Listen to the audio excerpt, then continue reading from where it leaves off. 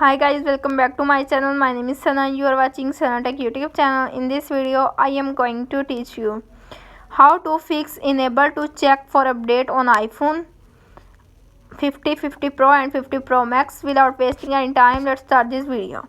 Solution number 1, Wi-Fi connection off and turning on back. Firstly, tap on setting app.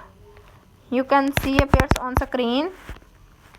Tap on Wi-Fi toggle off and 10 to 20 seconds back toggle on and problem is fixed. If solution number 1 is not working, now applying the solution number 2. Solution number 2 is turn off and on airplane mode. Firstly, tap on setting app. You can see appears on screen. Airplane mode toggle on and 10 to 20 seconds back toggle off and problem is fixed. If solution number 2 is not working, now applying the solution number 3. Solution number 3 is reset network setting. Firstly, tap on setting app. You can see appears on screen. Scroll up. Tap on general. Scroll up. Tap on transfer reset iPhone. Tap on reset setting. Tap on reset network setting. Enter your iPhone passcode.